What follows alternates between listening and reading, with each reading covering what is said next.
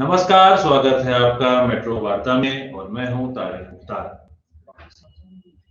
मैं आज ये तीसरा प्रोग्राम लेके आया हूं कानपुर के यतीम खाने के मसले के पर।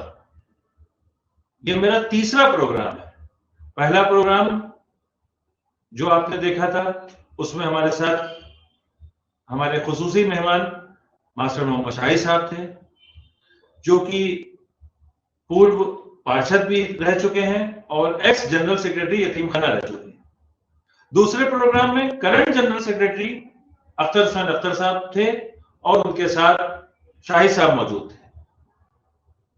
वार्तालाप के बीच जब शाही साहब ने उनसे कुछ सवालात पूछना चाहे तो वो 3:30 और 4 बजे के प्रोग्राम के बीच में अजान की आवाज आ रही है और कह के चले गए। खैर, आज तीसरा प्रोग्राम कर रहे हैं और ये बड़े अहम मुद्दे हैं जिस मसलों पर बात करने जा रहे हैं। और आज फिर हमारे साथ मास्टर मोहम्मद शाही साहब जुड़े हुए हैं। शाही साहब, स्वागत है आपका मेट्रो समाचार में। शाही साहब, प्रोग्राम ये हम लोग का तीसरा हो रहा है और तीनों प्रोग्राम में आप हमारे साथ रहे हैं। आज एक बहुत अहम सवाल आया है जो हमें खबर मिली कि कानपुर के शहर काजी एक बहुत बड़ी चीज होते हैं जिनकी एक आवाज में पूरा शहर का मुसलमान खड़ा हो जाता है। कानपुर के शहर काजी ने यतीम खाने के मसले पर current general secretary Akhtar Hussain Akhtar को बाई हैंड लेटर भिजवाया कि मैं क्या आपके लिए कुछ मदद कर सकता हूं। उन्होंने वो वापस कर दिया। दोबारा उन्होंने बाई पोस्ट भिजवाया, उसको भी वापस कर दिया। इस पर आपका और कानपुर की आवाम का क्या कहना है? बहुत बहुत शुक्रिया, आपने मुझे लाइव प्रोग्राम में लिया। आपका सवाल ये कि काजी शहर साहब का मुशावरती खत जनरल सेक्रेटरी अख्तर हुसैन अख्तर की जानिब से वापस किया गया, उसके क्या असरात कानपुर शहर में मुरतब हो रहे हैं। देखिए, यतीम खाना एक मिल्ली इदारा है और ये अवामी मदद के जरिए चलता है। तो काजी शहर तो बहुत मोतबर शख्सियत का नाम है और बहुत और मुसलमानों के रहबर हैं। एक आम मुसलमान जो यतीम खाने को अपना कंट्रीब्यूशन देता है, उसका एक हक है कि वो इंतजामिया से ये पूछे कि यतीम खाने की ये ज़बू हाली की क्या वजह है। ना कि यहाँ पर काजी शहर मोहतरम ने एक मुशावरती खत भेजा था जनरल सेक्रेटरी साहब को, उन्होंने उसको वापस करके ये साबित किया या वो साबित करना चाहते हैं कि ये कोई मिल्ली इदारा नहीं है, ये अवामी इदारा नहीं है, ये अख्तर साहब का जाती इदारा है। अगर वो उसको मिल्ली इदारा और जाती इदारा समझते तो काजी शहर साहब के मुशावरती खत को लेते, उस पर जो मशवरा था उस पर अमल करते, न करते उसका फैसला होता। आपकी आवाज कट रही है शाही साहब, आपकी आवाज इको कर रही है, आपकी आवाज इको कर रही है। आपको मेरी आवाज आ रही है? आपकी आवाज ब्रेक हो रही है, आपकी आवाज ब्रेक हो रही है। देखिए, किसी टेक्निकल कारणवश शाहिद साहब की आवाज हम तक नहीं पहुंच पा रही थी। हम उनको दोबारा लेने की कोशिश करते हैं।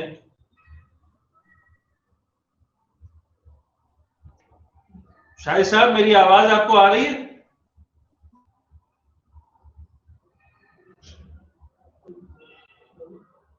शाहिद साहब, मेरी आवाज आ रही है आपको?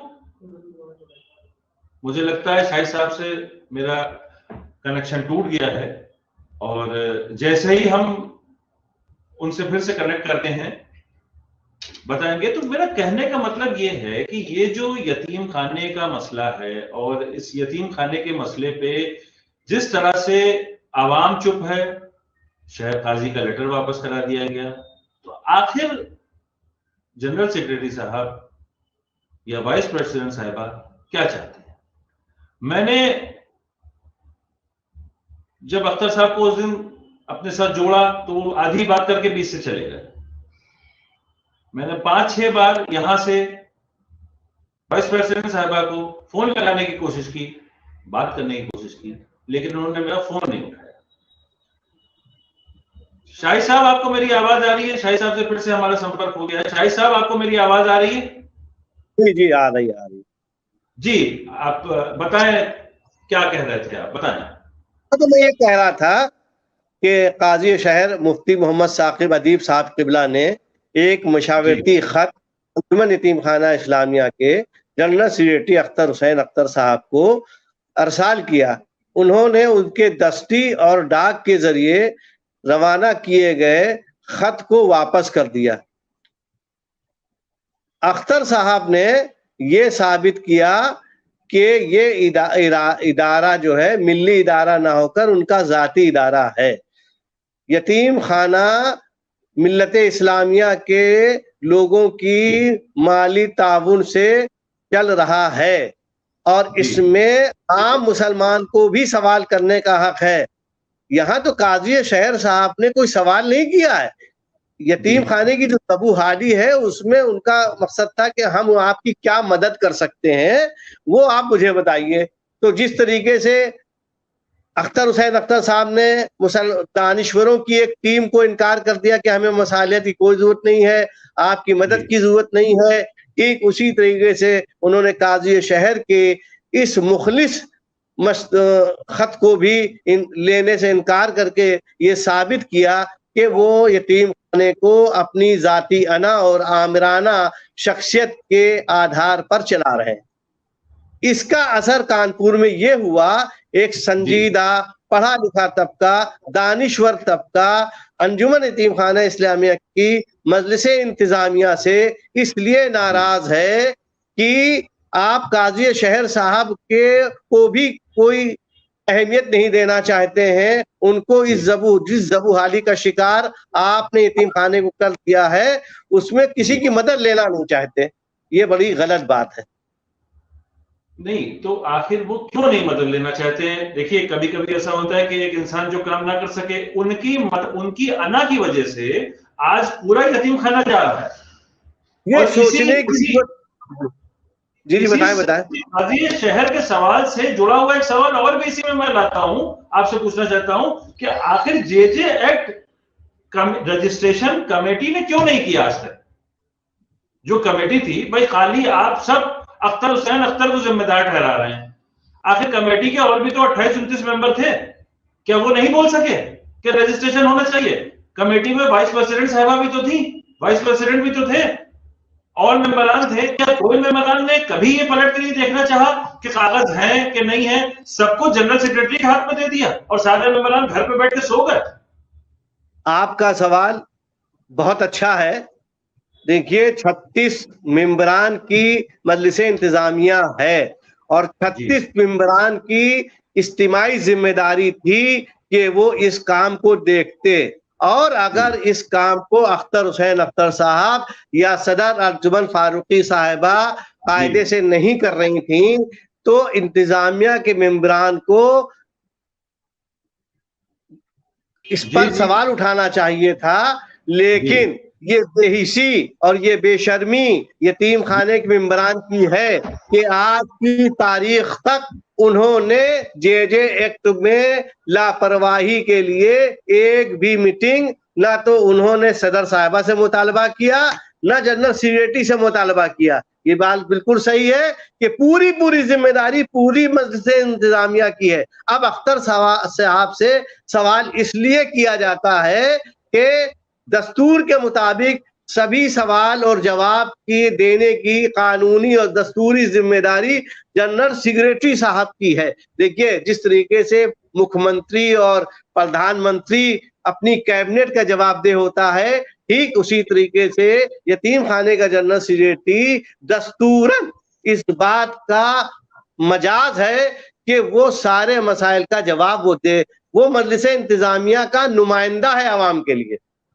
इसलिए ये सब आपकी बात बिल्कुल सही है, मगर मैंने मेंबरान को भी संपर्क करने की कोशिश की, हमारी टीम ने मेंबरान से मिलने की कोशिश की, मगर कोई भी मेंबरान लाइव बात करने को, रिकॉर्डेड बात करने को, इंटरव्यू देने को, फोन पे बात करने को कोई मेंबरान नहीं तैयार है। ये बड़ा अलमिया है कि इस मिल्ली इदारे में ऐसे ऐसे लोग हैं, 5 डॉक्टर्स हैं, इंजीनियर्स हैं, तालीमी शोबे के काम है, सियासी लोग हैं, सब के सब अपनी उनकी कोई जाती अगराज और मकासद के लिए, अपनी अना के लिए, अपने एहतराम के लिए वो यतीम खाने के मेंबर बने हैं, यतीम खाने की खिदमत के लिए नहीं बने। अगर खिदमत का जज्बा होता तो आपके राब्ता करने से वो राब्ता करते और आपको जवाब देते। ये बेहिसी और बेशर्मी की बात है। और सबसे बड़ी बात यह कि मुस्लिम अवाम, कानपुर की मुस्लिम अवाम अभी तक उस अंदाज से बाहर नहीं आई है कि इतनी बड़ा मिल्ली इदारा बंद हो गया और या इदारा बंद होने की कगार पे है। तो अवाम ने अभी तक अख्तर हुसैन अख्तर साहब और मदरसे इंतजामिया से या सदर अर्जुमन फारूकी साहब से सवाल नहीं खड़ा किया। अब जब काजी शहर साहब ने, एक मिनट, काजी शहर साहब ने जब सवाल खड़ा किया तो उनके खत को जवाब देना तो दूर की बात है साहब, उनके खत को वापस ही नहीं लिया। ये इससे मैसेज अवाम में अपने आप ये चला गया कि अख्तर साहब एक अनापरस्त शख्स है और आमिराना अंदाज से काम करना चाहे। बहुत बेहतर। मगर इसी के ऊपर मैं एक आपसे बात पूछना चाहूंगा कि अख्तर साहब ने जिस जगह पे लाके आज यतीम खाने को खड़ा किया, ठीक है ना, अब कैसे ये हालात सही होंगे? और यतीम खाने का जो स्कूल था उसका बंद होने की क्या कहानी है?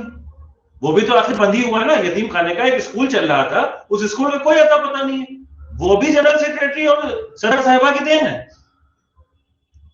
देखिए, ये गुलशन पब्लिक स्कूल जो है 40 साल से चल रहा था जी, और खुशखलूबी से चल रहा था। एक साजिश के तहत एक मखसूस मजहबी तंजीम को स्कूल देने के लिए है। तालीमी कमेटी के चेयरमैन डॉक्टर जमील साहब, उसके रुकन मिसबाहुल इस्लाम साहब और जकी नकवी साहब जो एक सरकारी कर्मचारी हैं, उन्होंने इसको रेकमेंड किया कि ये स्कूल बंद कर दिया जाए और उसको किराए पर दे दिया जाए। इस तरीके से स्कूल बंद किया गया। जब यहाँ की असातिज़ा ने बेसिक शिक्षा अधिकारी से इसकी शिकायत की, और मेन बात ये थी कि बेसिक शिक्षा अधिनियम के तहत ये कानून है कि कोई भी चलता हुआ स्कूल जब तक बंद नहीं किया जा सकता है, जब तक के जिला बेसिक शिक्षा अधिकारी से उसकी पूर्व अनुमति ना ली जाए। लेकिन उसमें पूर्व अनुमति नहीं ली गई और स्कूल एकतरफा बंद कर दिया गया। के असातिज़ा को नौकरी से निकाल दिया गया, एक चपरासी को बाहर कर दिया गया और उसकी जगह पर क्रिएटिव माइंड नाम के एक स्कूल को खोल दिया गया जो एक मजहबी तंजीम के नुमाइंदे लोगों की है।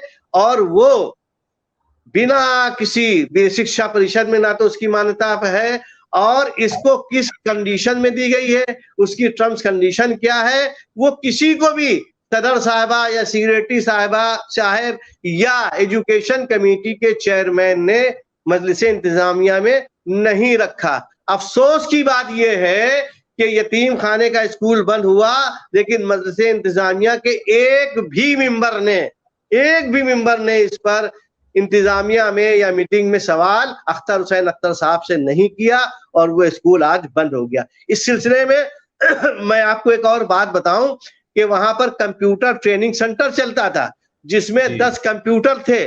वो भी कंप्यूटर सेंटर अचानक बंद कर दिया गया, जिसमें के इलाके के एमएलए अमिताभ वाजपेयी साहब ने 2 लाख रुपए दिए थे। वो सेंटर बंद कर दिया गया। 40 साल से सिलाई केंद्र चल रहा था, वो बंद कर दिया गया। स्कूल की रोना नहीं है, स्कूल बंद किया गया, कंप्यूटर सेंटर बंद किया गया और सिलाई मरकज बंद किया गया। अब कोई सवाल ये है कि जब मजलिस इंतजामिया के मेंबरान इस पर सवाल नहीं खड़ा कर रहे थे तो बाहर के लोगों को मालूमात ही नहीं हो पाई। अब जब ये हालात हुए तो मालूम हो रहा है। नहीं, मेरा मेरा पूछने का आपसे एक सवाल और है मेरा आपसे, वो ये कि यतीम खाने के जो बच्चे हैं उनका खर्चा ज़कात और फितरे से ही चलता है क्या? यतीम खाने खुद हमसे ये बात कही। जनरल सेक्रेटरी साहब ने तो आपसे झूठ बोला। उन्होंने कहा कि साहब अब यतीम खाने के बच्चों, जब वो जनरल सेक्रेटरी हुए यतीम खान, और पहला आर्डर उन्होंने ये किया कि यतीम बच्चों की किफालत अब ज़कात और फितरे की रकम से नहीं होगी। ये आपसे फरमाया। पहली बात तो ये है कि अख्तर साहब ने आपके यहाँ आपके प्रोग्राम में सरियन झूठ बोला है। अख्तर हुसैन अख्तर साहब मजलिस इंतजामिया के लिए गए फैसले पर अमल दरामद कराने के लिए जनरल सेक्रेटरी है। इंतजामिया में ऐसा कोई भी कानून पास नहीं हुआ, ऐसी कोई तजवीज पास नहीं हुई, और फिर ऐसा कौन सा तरीका है कि ये अख्तर हुसैन अख्तर साहब या कमेटी ये बताए कि ये रकम ज़कात की है, ये रकम ताउन की है, ये रकम किराए की है? तो ऐसा कोई सिस्टम नहीं है। वो सिर्फ झूठ बोल के आपके सामने से चले गए। यतीम बच्चों की किफायत ज़कात से भी होती है, सदक़ात से भी होती है, फितरे की रकम से भी होती है, अवाम की माली मदद से भी होती है, और अवाम जो तीजा 40वां और अपने रिश्तेदारों की शादियों में वहां पे खाना बेचता है उससे भी होती है। नहीं, देखिए, जिस तरह से आप बहुत ही अंदरूनी बातें हमको बता रहे हैं और हमारे चैनल के माध्यम से पूरे हिंदुस्तान में ये बातें लोगों तक पहुंच रही हैं, खासकर कानपुर की आवाम जो हमारे चैनल को देखती है उस तक ये बातें पहुंच रही हैं और सच्चाई सामने आ रही है। हमको एक खबर और मिली है सूत्रों के जरिए से कि गुलशन मैरिज हॉल जो कि यतीम खाने का सिस्टर कंसर्न है, वो इसलिए खोला गया था कि गुलशन मैरिज हॉल की कमाई जो आएगी वो बच्चों के ऊपर लगेगी। मगर हमारे सूत्रों के जरिए पता चला है कि गुलशन मैरिज हॉल को भी किसी दूसरे के हाथ बट्टे पे दिया जा रहा है, कोई ठेकेदार आ गया है उसमें, और अब उसमें भी कुछ होने जा रहा है। क्या ये बात सही है? जहां तक ये बात है, गुलशन मैरिज हॉल की जो आमदनी है वो आज भी यतीम खाने में ही जा रही है, लेकिन गुलशन मैरिज हॉल को जिस तरीके से ठेके पे गैर दस्तूरी तौर पर दिया गया है, देखिए तारिक साहब, किसी चीज को टेंडर करने का एक उसूल होता है, एक जाब्ता होता है कि आप उसको टेंडर मांगिए। जब वो टेंडर आ जाए तो जितनी पार्टीज हैं जिन्होंने टेंडर फॉर्म भरे हैं उनके सामने उस टेंडर को खोला जाए और जिसकी सबसे ज्यादा बोली हो उसको वो टेंडर दे दिया जाए। लेकिन इस वक्त जिन साहब को टेंडर दिया गया है ये कोई भी प्रोसीजर अपनाया नहीं गया है। यहाँ तक एक मेंबर ने कमेटी में ये सवाल खड़ा किया कि टेंडर किन किन शराइत पर हुआ है, वो पेपर मजलिस इंतजामिया के मेंबरान को दिखाया जाए, लेकिन मांग के बावजूद अख्तर हुसैन अख्तर साहब ने जो एग्रीमेंट ठेकेदार से हुआ है वो नहीं दिखलाया। एक बात और बता देना चाहता हूं कि जो भी गैर दस्तूरी ठेका हुआ वो उसकी भी मियाद अब खत्म हो चुकी है। अब बिना ठेका बिना टेंडर के वही शख्स उसको चला रहा है जो के पहले ठेके पे चलाता था। ये एक तरीके से अख्तर हुसैन अख्तर साहब की दस्तूरी बेईमानी है।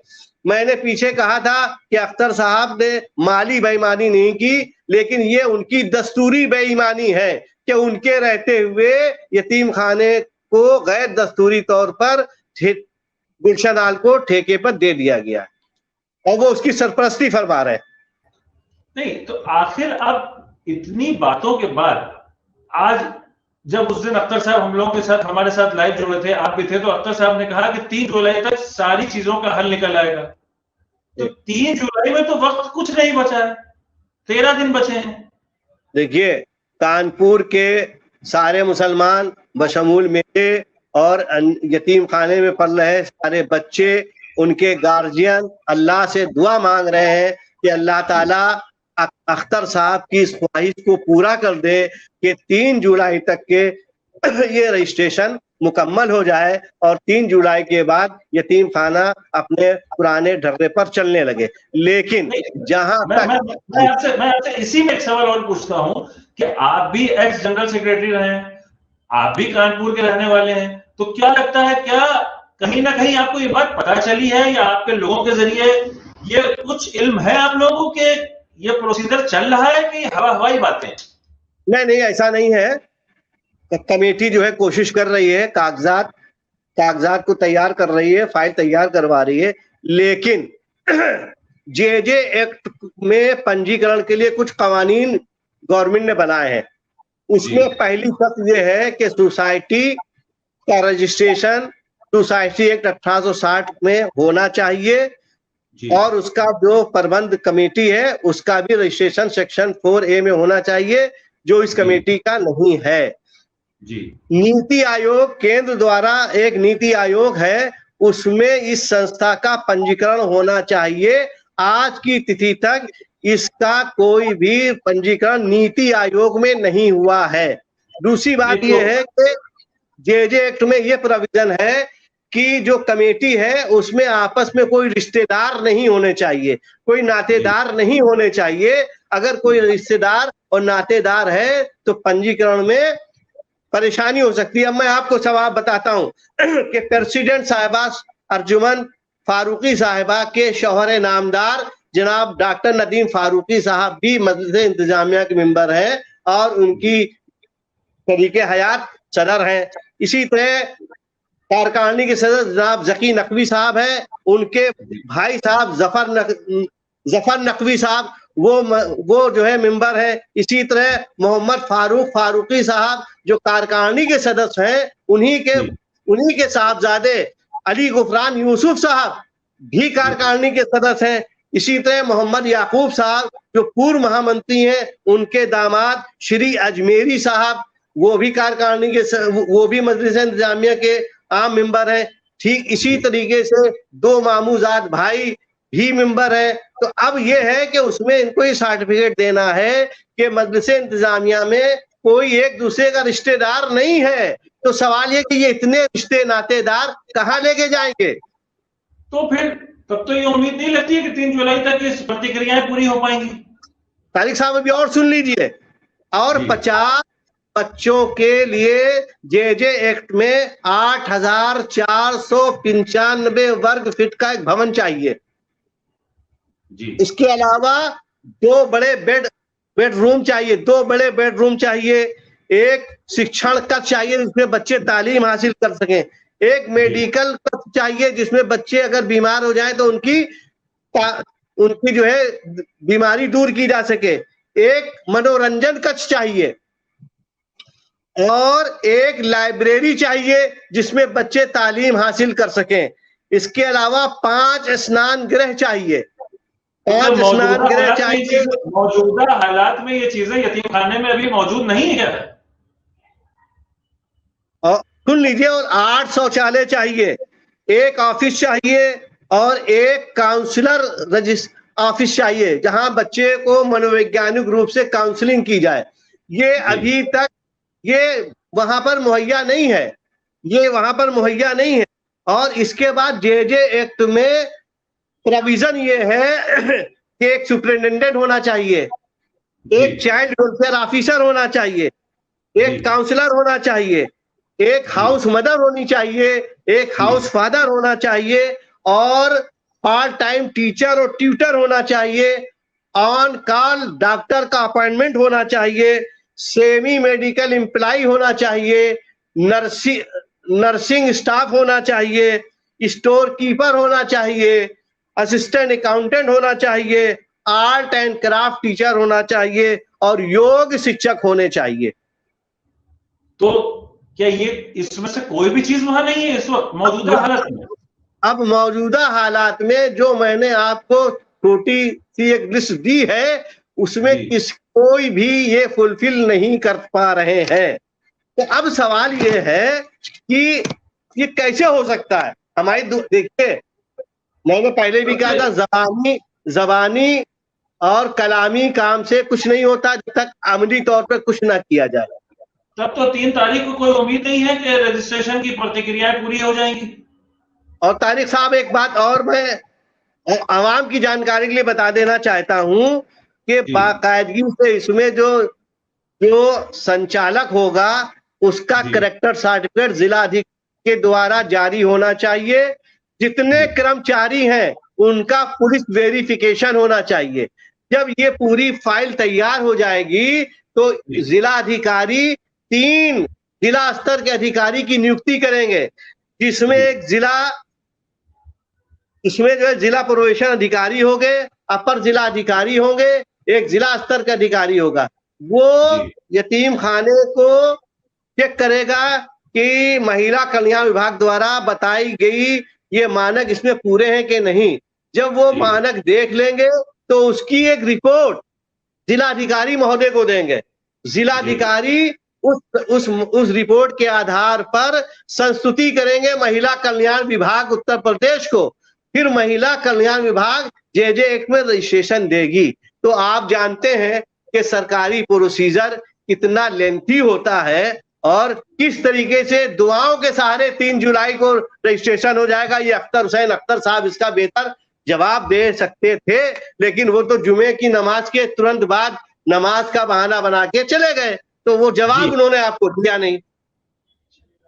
शाहिद साहब, आपसे हमें जो जानकारी मिली, हम आपके साथ 3 प्रोग्राम कर चुके हैं। जिस तरह से यतीम खाने के बारे में आप हमें जानकारी दे रहे हैं, और जब तक इस समस्या का कोई समाधान ना हो सके आगे भी इसी तरह से आप हमें जानकारी देते रहें, और आप और हम सब मिलके ये दुआ करें कि किसी तरह ये जो यतीम बच्चों के घर के ऊपर आफत आई हुई है ये जल्द से जल्द खत्म हो सके।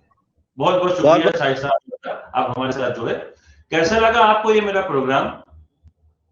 मेट्रो वार्ता न्यूज पर इसको लाइक करें, शेयर करें, सब्सक्राइब करें, और यतीम खाने की जो परेशानियां हैं, जो दिक्कतें उसमें चल रही हैं, आगे भी हम आपको रूबरू कराते रहेंगे।